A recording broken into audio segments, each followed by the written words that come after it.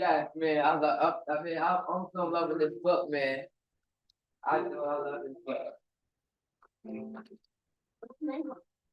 It's a man talking to that good book. It's a real good book that you'll love it.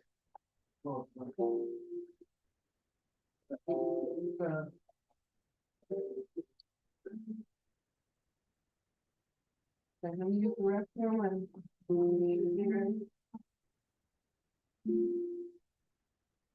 and then I went back. Oh, just a little left. Yeah.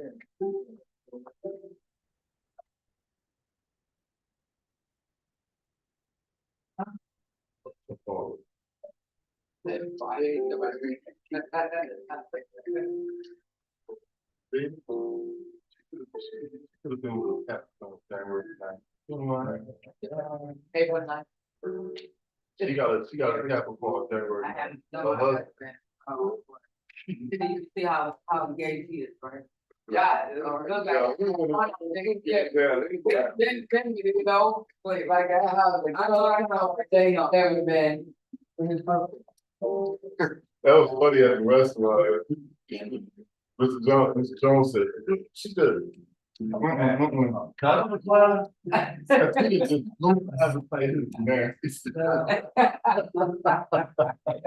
We're the dog bro. Oh my, oh no, right. He said, I don't even want my phone no more.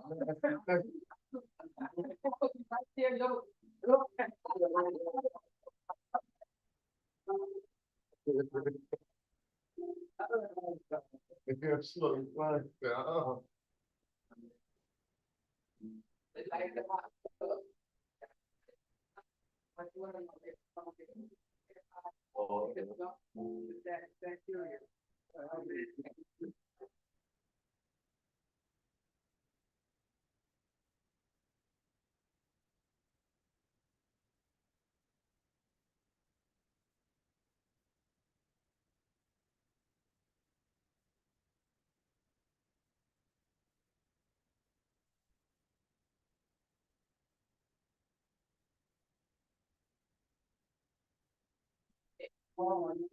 I don't know about it. Sorry.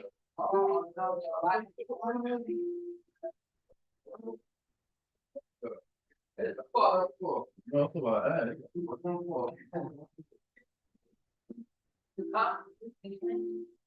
The bracelet? No. Huh? You wanna play? Yeah. You wanna play the bracelet? Check it. Yeah. That's the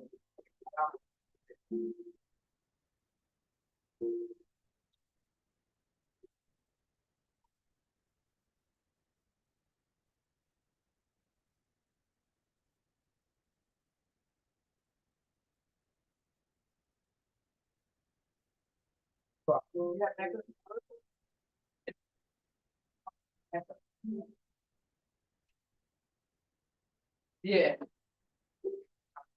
Yeah, she coming. Let me call her anyway. Try to call her now.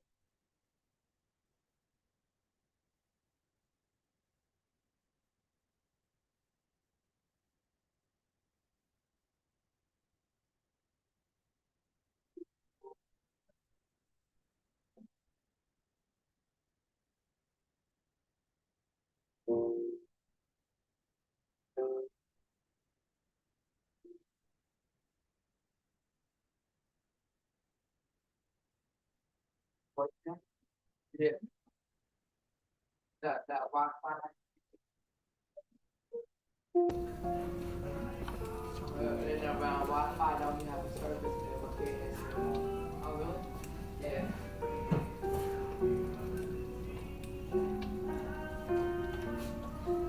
I know you said they're coming back.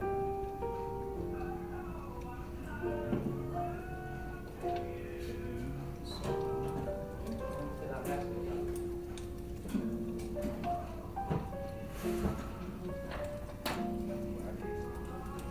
I'm starting to archive that message, don't give up. I was like, where's one of the best ones? I was like, okay.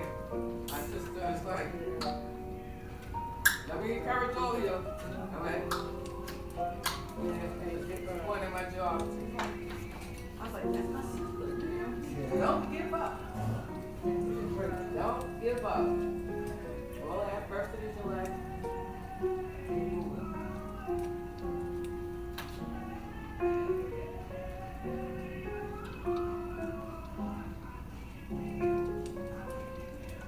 It feels like winter. It is, yeah. It was cold too. Yeah, it's the first day, you got the feel like it's winter.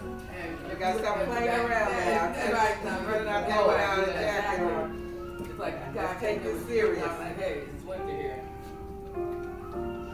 Okay, it is 6 o'clock. Right. Thank you, Sister Julie, for opening us up with prayer, blessing our meal for this evening as we prepare to get started. I thought I'd leave the ambiance up. That's so calming, right? Yeah. Yeah, so we're on the TV, but we don't have to see ourselves.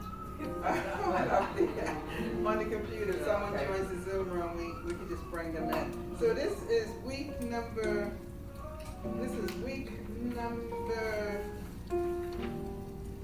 7, class Yeah. number 7. Wait a minute, class number 5. 5, Yeah. class number 5. Five, yeah. Class number 5. And we've been really digging into this book. I don't know how those of us that have actually, had an opportunity to read it, how you have been experiencing it. But it feels like you're pulled into, for me, a nightmare. It is. I can't read it at night. Yeah. So do that. It's there. Yeah. It's so vivid that you feel like you're in this space, Right. this place, Yeah. in this world. Right. And the craziness, the drama, the Yes. insanity, the repetition, the illness, all of the chaos. But I think what for me is frightening is that even though this was written 50 years ago, You can relate. it feels like today. Yeah. It's Right. like, Yeah. You know, especially with. it was written when I was a teenager. None of y'all would even have thought. Go You know? Your parents were probably barely a thought. But it seems like we're right here. So I listed some themes. On your handout, I just recapped the themes that we've talked about. The first session, we just did an overview and introduction. And then we began our second week, we talked about home life with Sonny. Sonny's the main character of this book. And we followed him in his life from the time he's a little boy before he enters school. And his life starts off, I don't even can't even say on the wrong foot. He just started up upside down, turned out and around. It was just no rhyme or reason to the craziness that was going on with him. But we talked about home life versus reform school, what was going on with his parents, his siblings, and then he was in and out of what was called reform school, the juvenile detention, juvenile snap. We talked about the father-son relationship, and there was a dynamic going on between him and his dad, that they were like bulls, locking horns constantly. His dad had the upper hand because he was more powerful, he was the adult. But yet Sonny, didn't give in to that. It's like his dad couldn't intimidate him, it seemed. I don't care how brutal he was in his chastisement and correction, it's like Sonny took it and just kept moving. And then fear. We talked about this idea of fear, and what choices we make because of fear. Then we begin to talk about, in the next couple of weeks, we talked about the idea of change, when things change in our life. And that can be when we lose a loved one. It can even be when something good, positive happens. You know, we have a baby, we get married, we get a new home, we get a new job, we meet new people. But change always has a way of creating an underlying level of tension and anxiety. Even if we think it's good. Think about if you ever start a new job, like that night before, right? Or that morning of, or that day of. There's some kind of anxiety that we deal with because we're anticipating something that's new. And we may have done that kind of work before, but it's still not familiar. And part of that is because we may be unsure about ourselves. We don't know how people will accept you. You don't know if you'll do well, what the environment will be. So change always brings about some kind of angst, whether perceived to be good or perceived to be negative. I remember years ago when I was carrying Amanda, I was working downtown New York on Broad Street at a bank. And my manager at the time, he and his wife had just had a new child. They had two. And so I had one child at that time. I was expecting my youngest. And the manager said, you know, it's going to be really challenging when you bring this new baby home. Because for the older child, who was 6.5, almost 7, it's going to be like, say, a man bringing another woman into the house with his wife. Or a wife bringing another man into the house with her husband. Because there's going to be this competition and this jealousy and this envy. Because the older child may be even wanting the new child, but then when they see the attention is going to the new baby, because you have to, they have more needs, right? There's going to be a level of jealousy, so that's going to create, and it helped prepare me to make sure I try to balance out how I gave my attention and don't overlook that. But change is something it's inevitable. We talked about addiction, we talked about prison patrols, slave patrols, we connected the two, and family systems. So today I want us to just move forward, and we can bring any of these conversations into today's conversation. Now, all the things we've discussed so far, because the themes keep running throughout the book, but some of the things that I noted as we go into chapter 6, 7, 8, and into 9, some of the things, and I just wrote one word and 2 words: difference, acceptance, and I don't know, it feels like it's getting warm in here because I pushed the heat way up. The plague, protecting masculinity, finding peace, and choices and change.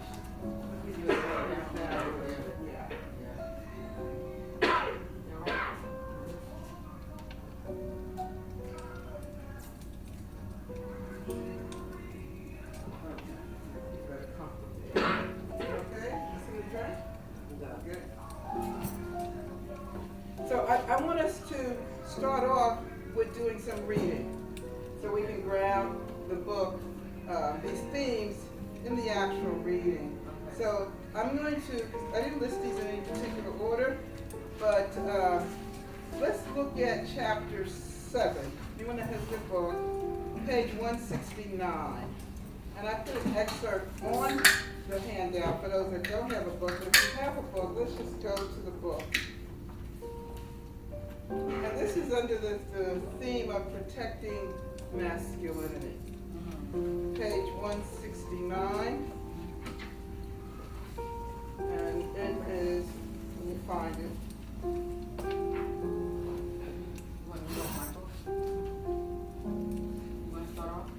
It's on, it's beginning of chapter 7. No, that's not the one. Page 200 is protecting masculinity, I'm sorry. Page 200.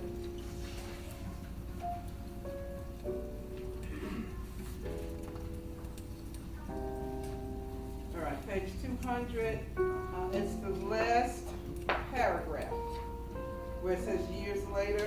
If someone wants to pick up and begin reading and just read through, read through the top of page 201. Start us off, Jessica. All right. Years later, after so many guys from the neighborhood had gone to the chair up at Assisi, we got too old to be hero worshippers anymore. The cats we used to worship when we were younger, these were the cats we had to equal. But I think everybody was curious about whether or not it was worth it to kill somebody and say your name or your masculinity, defend whatever it was that had been offended. Whether it was you or your woman or somebody in your family, it seems as though nobody would know this any better than the cat who was going to pay with his life. And he didn't know it any better than when he was getting ready to pay. If a cat could say it was worth it at the time he was going to give his life for it, who could challenge it? Who could say that it wasn't worth it? This was what everybody wanted to know. The moment that somebody heard that anybody had gotten cooked, they would say, well, man, what did he say? I never heard of anybody ever saying it was worth it. He said a lot of things, but nobody ever said it was worth it. Okay. All right. Yeah, I just gotta pause my computer and the battery started. Give me a second.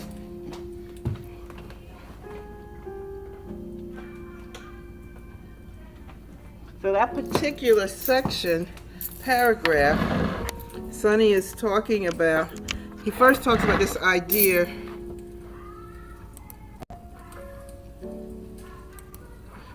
of hero worshippers. What do you think he means there? What you said, which one? What you just read. Hero worship. Hero worshippers. What does he mean by that? Like someone he look up to. Someone he look up to, someone he like, someone he want to be like. So, in our own lives, did we have a hero worshiper, someone that we looked up to? Yeah. Anyone want to share?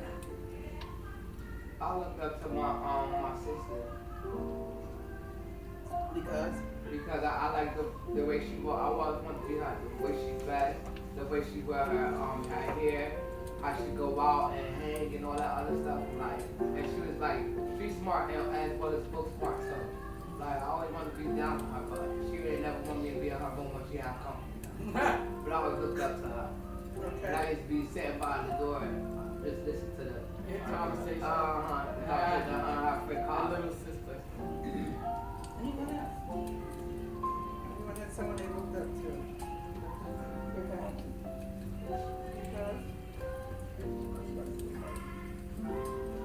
I just say, listen to him. He got a way of putting you at comfort. When you talk, and when he read, it makes you put you at comfort. I always wanted that. It's like he's like the type dude with his words. how he spoke. Not right. I said, I'm right. He was a professor too. That's That's what it sounds like. Thank It's you. all right at King's College. Oh, okay. All right. There you go. There you go. Tell him. My mother's father. Okay. Both of them died early, like most died when he was 21. Now, heart attack. My father was multiple beats there, Plainfield. They fucking crazy. I put the hospital, my father when he came in. But I didn't know with him, he was too bad. You know, but when I got home, I put down your father in the hospital. Look what he was wrong. I got there, I put my father in. He was ready to get ready. Had to put a plug in my mom. My mother couldn't do it. She said, I can't do it. I had to put a plug on my mom. But I look at my mom because she was very quick in the neighborhood. Everybody liked my mom. I come to her house and say, all my friends didn't say that. But all the girls too. So I looked up to them. Right. And it's that other way.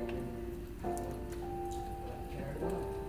Thank you. Thank you for sharing, Donna. I look up to my mother. And my mother been the same similar things. She's been molested when she was young. I've been molested when I was young. it was hard for me to get clothes for. That's what I'm fighting now, clothes. But you know, I be seeing my foster father when that molested me and did it to me, and I be telling my mother, I'm like, Mom, you know I want to do something wrong, right? She's like, no. And that's why I love my mother. Like, she very positive. Like, the stuff that bother her, a lot of stuff she can see, trauma. Like, my mother's been through a lot of trauma, getting beat on by men, and all right. But for some reason, like, you'll never know it. And she always smiling. My mother goes to church every Sunday. She's positive, very positive. She stays strong. And that's why I look up to my mother. You know, same thing. Same thing. Thanks for sharing that. Yeah, thank you for sharing that. Yeah. I looked up we had a line right through next year, a line of mothers when I was growing up here at the church, and one of them was Mother Washington. She was a big woman. Yeah. Big woman. She looked real huge right when we were She little. looked, now that I think about it, she really wasn't that big. Right. When we were younger, she looked like she was tall, and she didn't have no fear for no man and nobody. She spoke her mind, and whatever it was, she just correct you, you know. And she had these, I always admired her shoes. She always had these lace-up black leather shoes. And they looked like a man's shoe, but they weren't. Because I assumed they were support shoes or whatever. But, I mean, I admired her, and I admired your mother, Mother Addison, because I just thought she was brilliant. I was like, oh, you know, I mean, she was just, the wisdom that came out of her was just phenomenal. And my grandmother was one of those, like, didn't take no stuff. She was a little thing. And she always get home and come out, Bob Washington. You know, I could beat her. I said to myself, no tiny thing. Ain't nobody scared of her. I was like, what is she talking about? So it was just, you know, that feistiness of her. But there was just a whole series of mothers growing up for me that as a young person, each of them had their own trait, but they were very strong women. And I think my husband, you know, I hold my own, you know, because of that's how we grew up. Yeah, because we grew up like that, you know. It was like, you know, women, you know. We had tough women. Yeah, we had Even it was a male Yes. dominated Environment. We still had. Mother Washington was one of the few women that drove. So Yes. women- Cadillac. Yeah, she was the first time I saw a diesel car. She had a diesel Cadillac, pulled it right up out here in front. It was like a rose gold. Yes. I'm like, go on with your Bad bad self. self. Yeah. Yeah, she was something else. Yep. So thank you everyone for your sharing. I had someone that I looked up to. Her name was Charlene Smith. And this is when I was in the 7th and 8th grade. In what we called then junior high school. It was Vernon L. Davy in East Orange. Oh, right. With that on Elwood Avenue. But Charlene, most of us in school, most of us kids, we started kindergarten and went over together. Charlene's family had moved in, must have been when we got to middle school, so she was a Newtown environment. But this girl was something else. I mean, she dressed like she was out of a Vogue magazine. She talked smack to the teachers. And I remember one day she had been cutting up in class. And so she had to go to the office and make a call to her mother. And I was like, oh my goodness, I would be dead if that happened to me, right? Yeah. So her mother came to school. Her mother walked in, and I remember her mother, you could hear her before you saw her. She was a little woman, but she was dressed to the T. She had on this great coat with fur around the collar. And she came there talking about what y'all doing to my daughter, and she was cursing. I said, I never saw mother act like that. Oh my Not God. at school. Right here. And I was like, wow, if I could be her. Be the daughter. Right. How would it be so cool to have her The support. mother? Yeah. If I could be Charlene Right. and have her mother. Yeah. I mean, that would be cool growing up. I mean, my mother Oh, boy, dressed yes. like a nun, literally. Yeah. You know? We So got she was passed a out. beautiful woman, but, Yeah, you know, yeah. she didn't dress with anything that was fashionable. And we, you know, the teacher even said we did something out of place. She corrected us right there in the school. So I wanted to be sure. You know, I dreamed about what it'd be like to be able to have those clothes, have her mom, and be able to say what I want to say. You know? So we graduated from school, and after graduation, I didn't see Charlene again until maybe 20 years later. Maybe we was about 30 about that time. I was living in what y'all call Hootersville now. Not Vailsburg, call it Hootersville. But I was living in Vailsburg, still working downtown at the bank. And I was catching the 31 bus to work. And I'm sitting there one morning on my way to work, and I saw this girl get on the bus. She had what we call an arm baby, a knee baby, and another one that was dragging behind. And she looked ratchet. I mean, she just looked ratchet.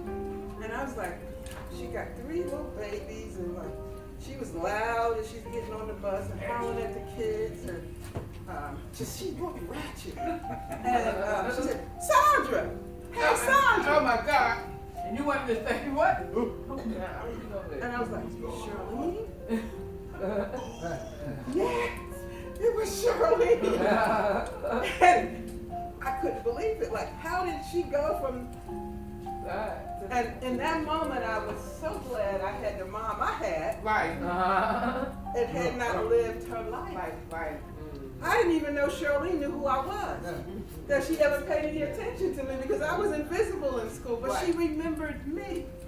I didn't even recognize her until she spoke to me. Oh my God.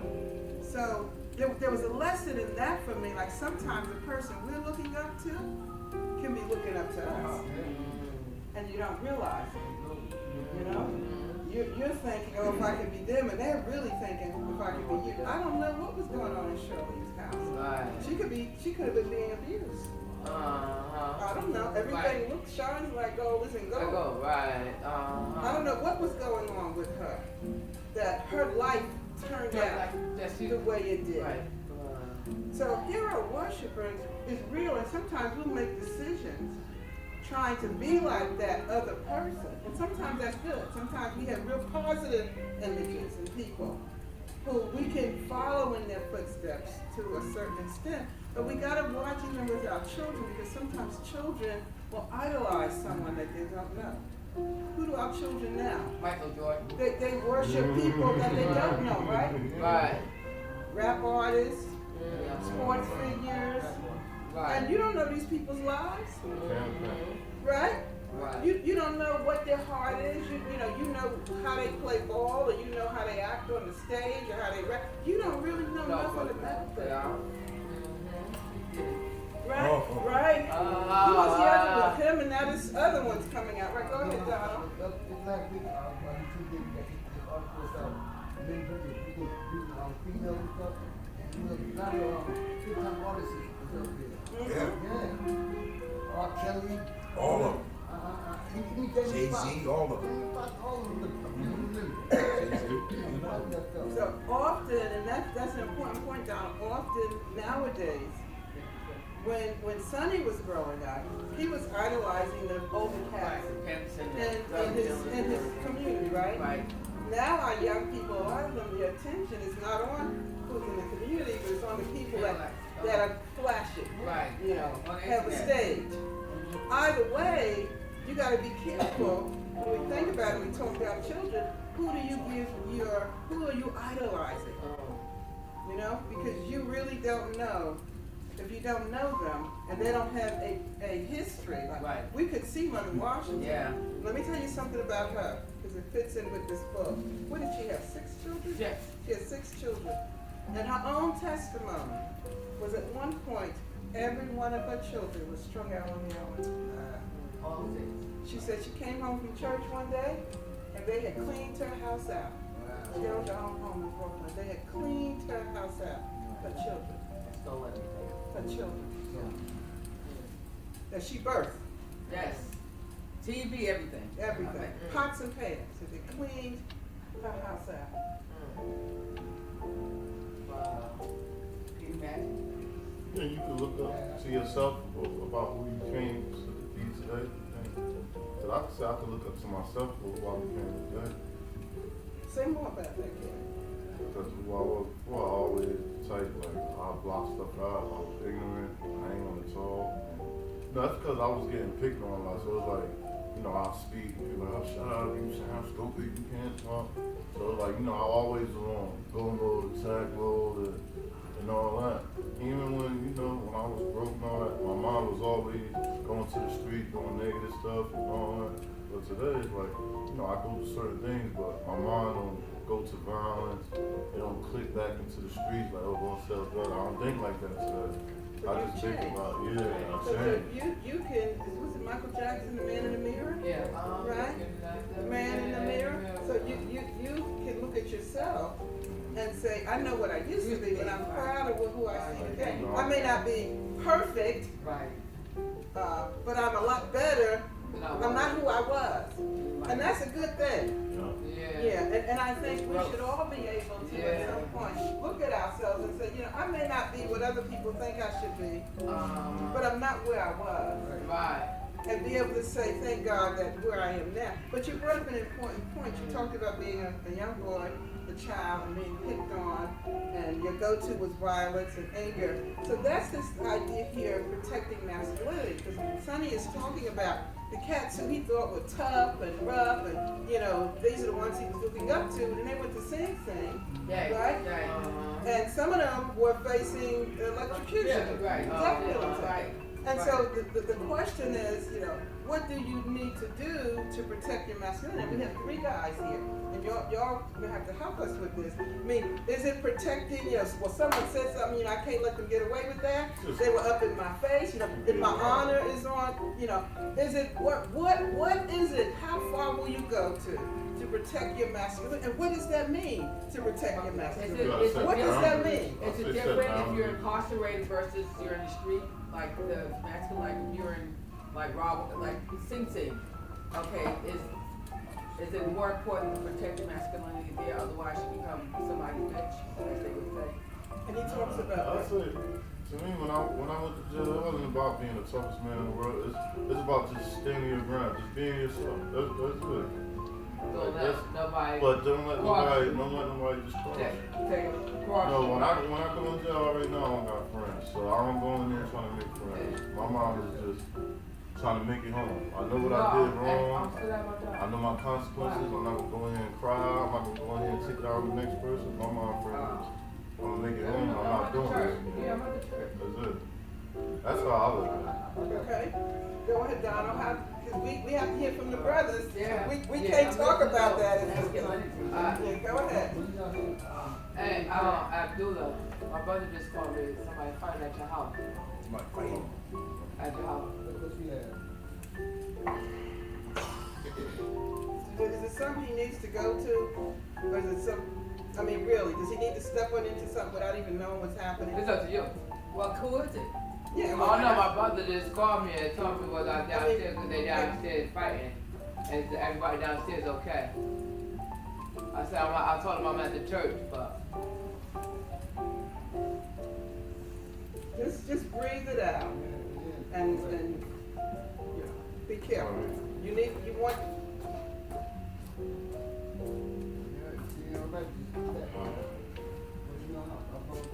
You out here smoking crack, smoking stuff, people don't respect you. I know you don't. People have no respect for you. And I don't like it. I just don't like it. You know, but people should know that people don't have no respect for you. and Sonny talks about that back in the day then, for those that were hooked on dope. People. And there's another quote that we want to read. I had wanted, we'll circle back. I wanted Don, I wanted you and Carrie both, you and Red, to piggyback on what Carrie had said in terms of protecting the masculinity. And, you know, it's so important. I just want to just pray that whatever the situation is. Yeah, he don't get involved, walk into it. Yeah, and because, get hurt. Because yeah, you be blindsided. yeah, just pray that that's all right. I won't say anything on it. But we'll come back to that, but I think we can go to this next quote, and then we can circle back to it, 'cause it speaks to what Donald just said. Let's go to page 169. Someone read this quote, and this is about the plague. Page 169. It's this third paragraph, where it says heroin. Heroin had just about taken over Harlem. It seemed to be a kind of plague. Every time I went uptown, somebody else was hooked. Somebody else was strung out. People talked about them as if they were dead. You're asked about an old friend and they'll say, oh well, he's strung out. It wasn't just a comment or answer to a question, it was a eulogy for someone. He was just dead though. So think about that, and I'm thinking about what you said, Donald. Pretty much people write someone off. Oh, they're just a crackhead. It's like their life is over. Yeah. They're dope head. Their life is over. It's like there's no more meaning or value to them. And I think this is one of those points where I said, 50 years ago, this was the reality. And Donald, you can witness that this is the reality now, right? That, you know, pretty much you're saying, you're giving a eulogy. Their life is over. Right. Yeah, basically. It doesn't have to be though. No, it doesn't have to be. Every day that you wake up, God gives you a chance to change yourself in your life and the way you live. Absolutely. Absolutely that. People The won't give challenge, you that chance, but the God challenge is how others perceive you and how they treat you based on their perception of you. And it's interesting too in our culture that, you know, when the crack epidemic hit back in the 80s, early 80s, right? There was all these laws to strengthen prison sentencing and all this demonizing of black women who were pregnant and maybe addicted, and there was no empathy or sympathy. Now that you have a lot of people that are non-black or brown bodies, They are. now it's a disease. Yeah. It's a disease. Yeah. And so part of that is that intersection of being a person of color. Outright racism. Yes.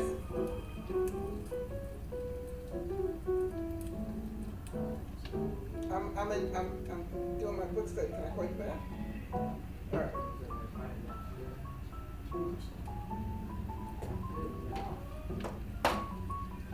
Yeah. So sometimes messengers, they have good intent, but messengers unknowingly or unwittingly can bring a message to position someone else in danger. And we gotta be careful. We gotta be careful about that in life. You know. I was on a panel maybe a month or two ago where this young man worked, everything, had a wife, and his sister had an argument with her husband. And this young man, trying to defend his sister, killed her husband with a machete. Wow. Was facing, was facing manslaughter. And when we started, I couldn't convict. I just couldn't. I was like, this man was innocent. He walked into this situation, not knowingly, trying to defend his sister. He had 3 babies, and his wife was pregnant, and his life is ruined. And you know, Wow. Julie, it's such an important issue because sometimes as women, because we have a sense, even though we don't fully live in that masculine body, Right. we have a sense of what that is for a man to feel he has to protect. Right. And when we draw men into situations like that, we're setting them up. Thank you. We're Because setting that's them exactly what happened. Yeah. Right. Exactly what happened.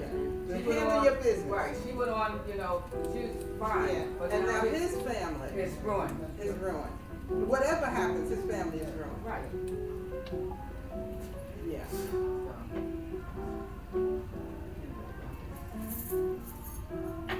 Right.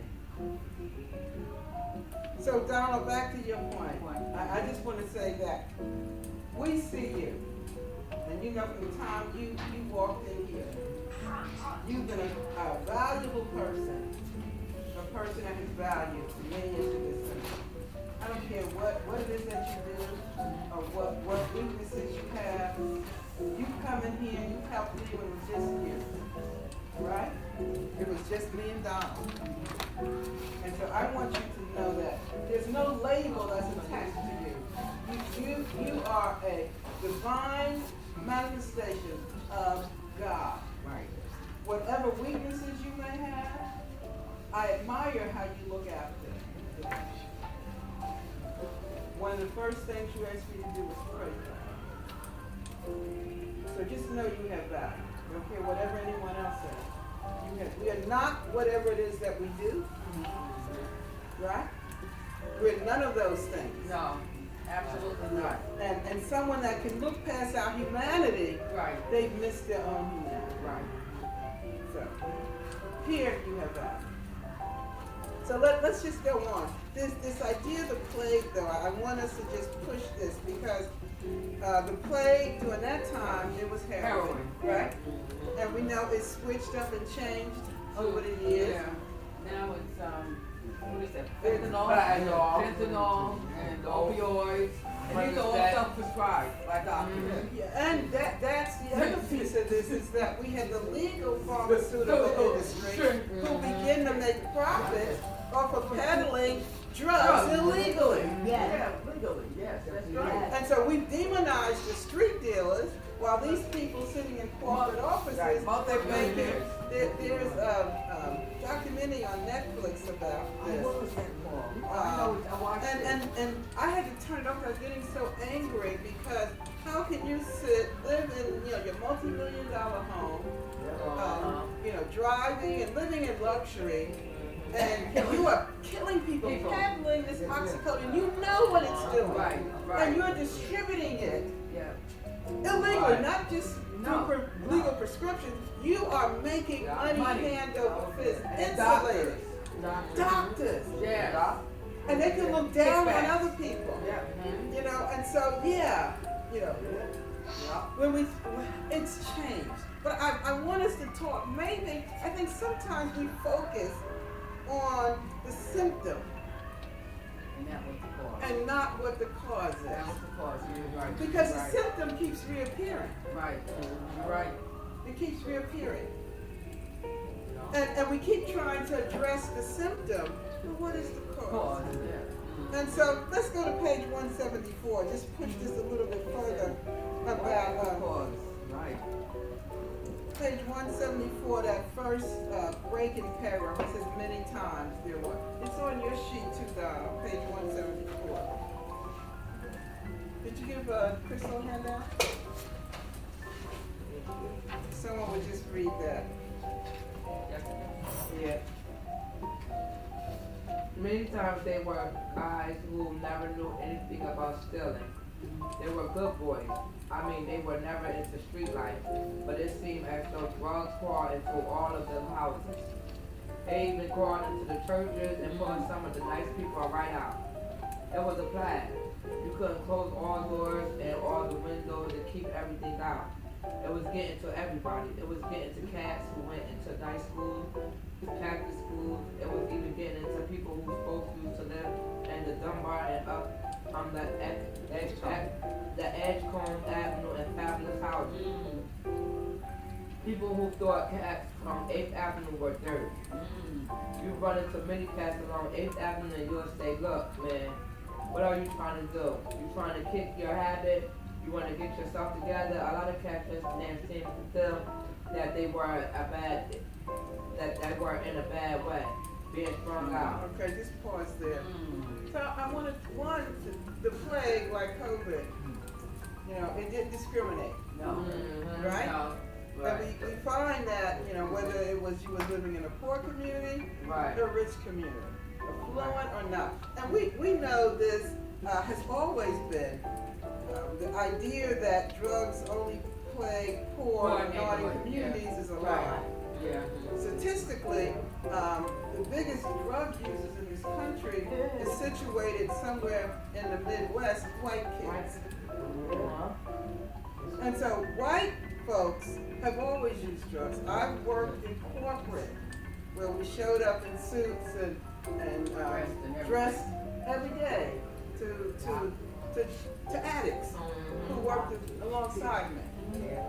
But And they were- sometimes they didn't show up to work on Monday because They were- they had been in the crack house all weekend. Yeah. But then they come out, get cleaned up, and they be back with their suit on Right. and they tie. Right. All those And if you bugs in the didn't attic, know, you didn't know. You didn't know. Just like doctors, same thing. Same Doctors, they're using the medications to get high that they're putting you to sleep with them. Exactly. Uh-huh. So the real difference is, can I afford to get this, Right. or do I have to stand and do other things to Yeah, do go it? Go ahead. ahead, Don. Look, last month, October, I went away, but I know I couldn't help myself. Anyway, but I went to a lot of white people there. They were big people. They were alcoholics. The alcohol is worse than It's the drugs. biggest drug. Yes, It's it's alcohol. drugs, alcohol. I mean, those drugs is messed up. Yes. I said, wow, yeah. So the difference being, if you can, lay in your bed and order in your drug of choice, Right. Right. right? Or have a runner go bring it back to you, Right. versus you gotta be crawling through these streets trying to find Right. the means to get what it is you need. Right. But the symptom is the same. So I want us to just think about this. Is it insanity? For say at least the last 50 years, this country has had a war on drugs, and we haven't cured and solved anything. What is it? What is the need that's missing in any of us that we have to seek something outside to soothe, to anesthetize, to stimulate, to make us lethargic, or what is it that's missing on the inside of us? Rich or poor, black or white, what is it, young or old, what is it that, I worked with someone that, and I had no idea, this was a couple that was older than me by about 15 years, pillars of the community, and professional people. And I got into a conversation at one point talking about this idea of using drugs. And I thought at that point I was kind of wise. Like I could tell if someone was using it. Behind that. Yeah, I thought I was. Right. And said that there'd be a sign, da da da da da da. Right. Right. And the man looked at me and says, "My wife has been addicted to cocaine for years. I almost fell off out of my chair. She looked like everybody's mama and grandma. What? She's a coke addict. Changed my whole perception. Change, unless it had came from him, I wouldn't have believed it from anybody else. Right. What is it? And they could afford it. That's why. That's why she. What is it that's missing in us? And that's really the question. And listen, we don't have to just settle with it being drugs or alcohol. What is the plague? What is the addiction? What is it that we run after that we feel something is missing in us? What's the hole in us that we're trying to fill?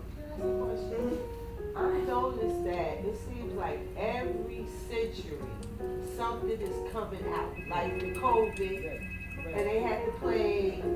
There are a whole lot of things that are coming out, and it's always amongst our people. But it's just a different type of disease. But it's always something. Always something. Something to get rid of us. But we have to ask ourselves, because remember, it's not just, if it was just us that's dying, that's getting addicted, and you witness it in the facility you were at, I would say maybe so. We are obvious. Because, Right. we are the poor. Whenever you're poor, whatever affects you, even if it's a common cold, it affects you worse. Right. Right. We experience everything worse. Right. But you know what's answering that question too? Like my husband had double pneumonia and COVID 2 weeks ago. How can you let somebody out the hospital after 1 week and say they're fine? Because And they just want the money. He didn't even say, "Oh, that's whatever good." period of time the Yeah. insurance is gonna pay. There you That's go. it. There you go. Yeah. When That's that what I was insurance trying to stops, say. that's when they That's stop. what I was trying to say. Yeah. I want us to take this question with us because That's a very it's serious not an easy All answer. the time. We have to ask ourselves, as a human family, Right. as a human being, what is it? What's the void within us? what is it that's lacking, that's missing? What's the hole in our heart and our soul? What is it? Because drugs can either stimulate you or they can suppress, whatever it is you're feeling, numb you out, or keep you hyped up. What is it? What's the hole in our soul? All of us as a human family. What is it that's missing that we're trying to fill? And we will do it knowing. It's not that we're ignorant to the effect. You know about it. We know about it. And it's not about placing judgment on anyone. No. Because millions have went before us, and there are others coming now. It's about changing the question from talking about the symptom to what is at the core of this. And we can ever get to the core of Can I it. ask you a question? Because I remember you telling me that your father was on drugs. Yeah. So, growing up in a household, seeing someone that's addicted, how did that affect you? And did that make you say, "Oh, I'll never do drugs," or how did it affect you? Because I'm just curious. Because I remember the other Jessica said her mother was a crack addict, and she was a school teacher, but she used drugs every day. She was a functioning crack addict. Yeah. And so, Actually, I wanted to have what he was on. You wanted to do what he was doing. I wanted, Because you saw it every day. yeah, I wanted to feel like that. feel like in what sense? Like how he was always laughing and joking, and I know what he got on. I wanted to try it. My mother was an alcoholic, a bad one, and I remember I thought that's what I was supposed to do. I was 6, and I picked up her beer can and was drinking it. Every Yeah, single like day. they was having And my fun. grandmother didn't even know I was drinking the beer. Yeah. Because I saw what my mother was doing every The day. so I country did. club, I used to sneak my mother country club and a little bit on the table. I used to sneak it. I wanted to feel like them when they used to be partying in my house. That's all you see. That's the, you mimic what you see. Okay, that's interesting because I grew up in a Christian household, blah blah blah. But like you said, there's always some dirt, But I was just We curious. still that- would work church on Sunday, but it was a party on the weekend. Yeah, shit. We still had to go to Sunday school. We still had to go to Sunday school, but it was a party on the weekend. It used to be parties on the 9 foot 9 feet. Yeah, it was always a party at my house. Yeah. And I thank My mother still you went to for work sharing night. that, Crystal and Jessica for sharing that. And why and how we make our choices in life, part of it is hardwired, as I shared on Sunday. Part of it is the environment. I thank my dad because he had, as a young man, was an alcoholic. He would have alcoholic blackouts. Wow. Yeah, he was an alcoholic. And when he gave his life to the Lord is when he was able to get rid of that alcoholism and that spirit. But one of the things he impressed upon us, at least it impressed on me, I can't say for all of his children, he would talk about his alcoholic stupors. He would share stories like he got drunk one night and he woke up the next morning and he was in this bed sleeping. And the people, he didn't know who these people was or how he got there. And they told him that he just walked up the street, walked up on the porch, walked in the house, and went down to bed. Oh Lord, Jesus, Wow. thank you, Lord. What? So he Somebody would walk up have, he would have these blackouts from drinking. So he would share those kinds of stories. Wow. But even so, it didn't stop me from not drinking, but for me, I never wanted to ever lose control of myself. Yeah. And some people say I'm a control freak. So the first thing I started drinking, because I didn't know one thing from another, was vodka. And to me, I call vodka the crazy man drink. I remember I was in a club one night with my sisters and my brother-in-law, and just insanity. We were sitting there drinking 180 vodka proof, trying to see if we could drink them up, throwing them back straight. Wow. Wow. But I remember that next morning, felt, and I said, no more. And I wouldn't touch vodka after that. I went from vodka to Hennessy. And Hennessy has another way. It doesn't do you like a vodka. But that Hennessy is a whole nother beast. It's a whole nother beast. When my mother passed, when my sister-in-law came to my door and told me my mom has passed, I went into such a state. First thing I did, I left my house and went to the liquor store and brought me a pint of Hennessy. And I was drinking a Hennessy straight. I didn't have a chaser. And I did that for like 2 days. I was drinking, I got some more, and I was drinking Hennessy in the morning. And the second day, when I had to go to the bank to handle my mother's business, remember I got up, and before I left the house, this is like 9 o'clock, the bank opened, my body said, get your Hennessy. And it frightened me because I needed it. It was, no, nothing's gonna control me. No, it was saying, you gotta have this Hennessy to leave here. And it scared me because I didn't want nothing or no one to control me. Yeah, right. And that Hennessy had to go because it had took over. Right. Wow. But that's only because my dad had put for me, it was a fear. Don't ever lose control of yourself. And I never wanted a man that drank. You couldn't, I wouldn't go out. I would drink, but he had to be in control of himself. If you're drunk, I ain't going out with you. Because one of us got to be in control. Right. But it depends on what resonates with you. And yeah, we're recording, so I'm gonna share all my other vices. Yeah. But it was enough to say to me, it didn't resonate the same way with all of my siblings. I had a sibling that used for years, a sister. So it didn't catch on to all of us. I remember I was 5 and my mother, it was like maybe 1 o'clock in the morning and my mother was staggering. We were all the way like across town. She was in this motorcycle club and I said, oh no. And she was just walking, stumbling all over and I had to hold my mother up. Now I'm like 5. 5 years old? And I had to get on the bus with my mother and help her walk with one foot up to get on the bus. And the bus driver was just looking at my mother like, and it's 1 o'clock in the morning. Wow. You're staggered drunk. But you're 5, with a 5-year-old? 5-year-old. That's more than any 5-year-old should ever have to live. And you remember it? Yeah. How could you forget that, right? Right. Yeah, how could you forget that? And I think sometimes we repeat our family's patterns. Right. Because again, if you're a little kid, I wanted to be like my dad. My dad read the Bible. He was a preacher, so I started reading the Bible. I was trying to imitate him in other ways.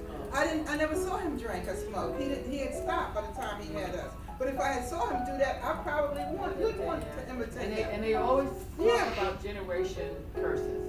Generation, how we keep repeating, the thing. We have to break that generation curse. In order for us to move to another direction. Yeah. Right. So That's what I did with my children. I didn't let my children see me drink.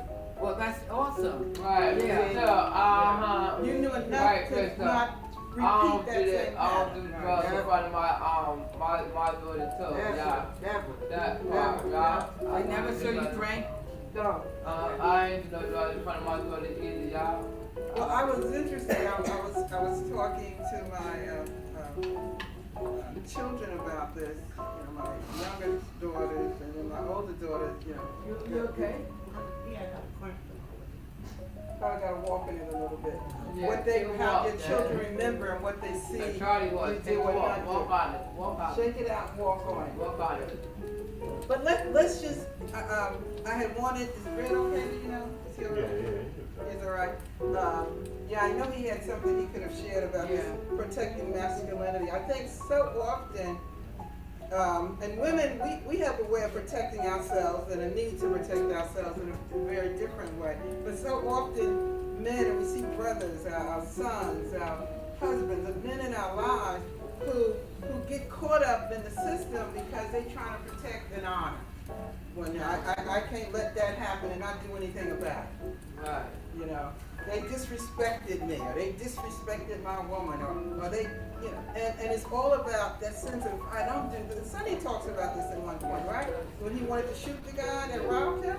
You know, I can't be on the street if I don't kill him because people gonna think I'm a punk. I'm a punk. Right? How they gonna look at me? Well, Right. they're gonna look at me, and so the question was, is it worth it? Right. And what is this masculinity? What is that thing that's being protected? Right. What is it? And I think Carrie summed it up really well when he talked about how he used to feel, I guess, intimidated, put down, and anger naturally comes up. And I don't know if that was just about being a male, being masculine, or just being abused. Because none of us want to feel like that. But finding other ways to deal with it and cope. You know, for the female side, and I'll share this ridiculous story as we segue out. For the female side, we all have, I think, those things about us that we want to protect who we are. And I admire Crystal because even I know your struggle you've shared with me, but you carry yourself with a sense of dignity. You know? And so I respect that about you.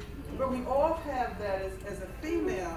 You know, what is it? What does that mean? And what can you say to me? So I remember, you know, and Sunday I said we never know what we would do until we put under pressure. I remember years ago, I was married to Britt at the time, and my husband had a Lincoln Town Car when they were the big long ones, and I was downtown Newark. I don't know where I was coming from, but this flatbed tow truck driver had kind of swerved and cut me off. It was right on Market Street by Halsey, I think, where all Bambergers used to be. And he pulled up on the side of me, and I'm in the right lane by the curb. He's in this lane. Y'all okay? Okay. And he pulled up and he looked over at me. No, he put his window down, and I said, because the name of the company was on the truck, and I probably shouldn't have said anything, but I said something like, does your boss know how you're driving, or that you're driving reckless? And he looked at me and he called me the B word. Wow. Wow. And it was a white guy. Oh, thank you. And I went into the exorcist in that moment. My head spun around, and from that point on, I almost had a blackout because he hit his gas and I was right behind him. We rode through up Market Street. We went up Springfield Avenue. Every turn he made, I didn't stop for no light. Every turn he made, I was on his tail. And we did this for about 5 minutes. Wow. And at some point, you know, my good senses kicked in and said, Sandra, what are you going to do if you are able to pin him? If you're able to, Right. What are you going to do? What are you going to do? Right. You know, what are you going to do? You know, but it was just that, and I didn't realize that that word coming out of his mouth would affect me in that way. So I understand for men sometimes protecting their masculinity, sometimes it's a trigger. And we don't know what it is that will trigger us. Everybody was dabbing on that. Yeah, Even probably walked out the door. yeah. So the last thing I wanted us to read is on page 213, Finding Peace. We'll end there for tonight. Page 213. You want to read it? One night in the fall? Yeah, just start reading at the top. One night in the fall of 1956, I was walking down Lennox Avenue and I saw somebody coming toward me. The face looked familiar, but the way he was walking, there was something about him that I just didn't resemble anybody I know. As he got closer, he started smiling and I recognized him. It was Billy God. Billy walked up to me and said, "Peace, brother." I thought, oh shit. Here's another one of those cats out on this Muslim kick. I said, "Hey man, how you doing?" He said, "Oh, I'm doing fine, Sonny. I'm doing better than I ever been doing in my life." "That's good, buddy. I'm glad to hear it."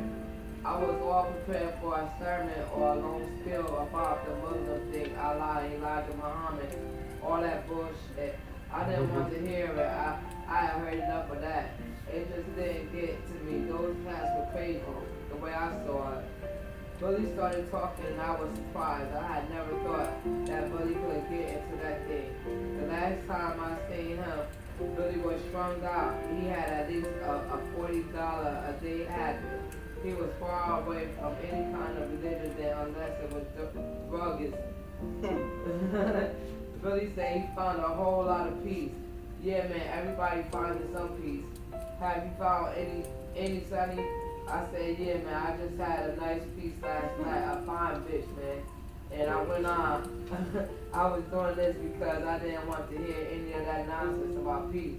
I was just being nasty to avoid all of that. Can you get his pause there?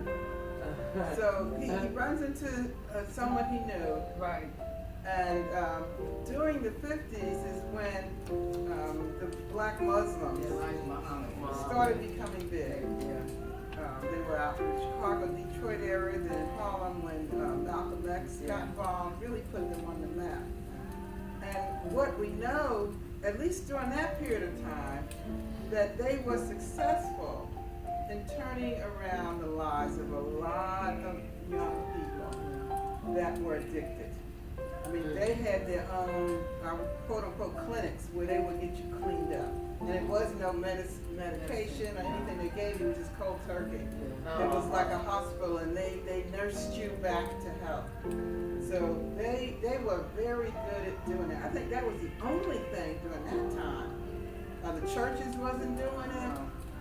You didn't really have the clinics No. that was doing it. So the Muslims were the only ones that you could see someone who you knew had been strung out. It's like they had been resurrected. That came back to life. And so he says, he asked them, yeah, man, everybody, have you found your peace? Your peace. And I think for all of us, that's the question we have in our life. And what are we running from? What are we running to? What hole in our soul are we trying to fill? What pain are we trying to numb? What are we trying to forget? What are we trying to remember? Have we found our peace? Or have we given up on that? And that's the question I want us to take away from tonight's study. And just think about that through this week. Have you found your peace? And I'm telling you, that's a huge one. Sometimes we think we'll find our peace when we get this, when we get that, when we get the other, when we with this person, or we get out away from there, but have you found your peace? So the peace and they pray for everybody in my house, man. It was just a gun involved. Now, one of the walked into the boy told me I was coming back. What was going on, Carrie? Can you share? Fight over crazy stuff. Y'all know? Dude ain't want a certain man in the car riding with his woman because the dude kept making passes at his girl, being inappropriate. And the dude said, my girl ain't riding no car with you. He started after that. The boy snuck him, grabbed him, and trying to cock the gun back. Today. And the little kid is in the middle. The little one that come in was in the middle of it. Pretty good. Yeah, trying to cock the gun back and shoot. So let's just bring our attention, because one of the things I try to stress here is, you said we live in this nightmare, right? A scary movie. But we can bring the energy, because I think peace is an energy. I don't think it's a place. Kids right there. I think it's an energetic realm. There's always something else. That's why I just walked out. I just prayed. I walked out. I said, you know what, look, I ain't gonna feed into it. I Thank said, you, I'm Gary. not gonna feed into that. I could have easily fed into it, but I was like, you know what, I ain't gonna feed into it. Always talking Try about to find out somebody passed away in your house before, because there's too much demonic stuff going on. Every time you turn around, something going on bad.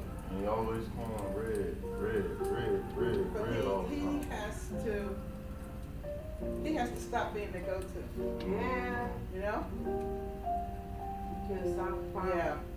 When I went over there, y'all man, where you was at? No, you You know you don't. stop it. Don't get up in someone's fight. I'm not a You'll part of end that up not being lifestyle no here. more. Why I'm trying to fight? I'm not They getting would say hard. bystanders. Two gang members fighting, one look like jumping between them. So I think on finding your peace is an appropriate way place to end tonight. And we're gonna end with a prayer for each other, for the situation. Hello? Hello? Oh, Donna. I should just put it on my phone so I can see what's coming up. We're gonna pray for this situation. I'm gonna pray for Red because I know he's under pressure to try to be the go-to one. Sometimes we gotta step out of people's fights, you know, and not allow them to pull us into their insanity. Because people will pull you into insanity. They'll pull you into their mess. So we're gonna, Crystal, as soon as you come back, we're just gonna pray. Yes, I'm I'm gonna just ask each of us to offer an energetic word or prayer, short, down just for a second, and we're gonna close out. And then I'll close it out. So, Julie, if you wanna start it, or you wanna start with, we're just offering an energetic word, a prayer, brief, and then we're gonna close out. If we can gather, hold hands, touch, and agree. This is serious. Our prayer, our heart's intention, our desire is peace. Yes. Heavenly Father, we thank you for this day. We rose again to see the sun, to see people. We love you for everything that you have given us. We have been through so many things, Heavenly Father. We ask that you help us. Cleanse our heart and our minds and our souls so that we can be who we want to be. Keep us safe in your arms. I thank you for letting me come to this beautiful place of us beautiful people who have helped me along the way. And I ask that if anybody tonight has any type of problem, that you help us find it. Yes.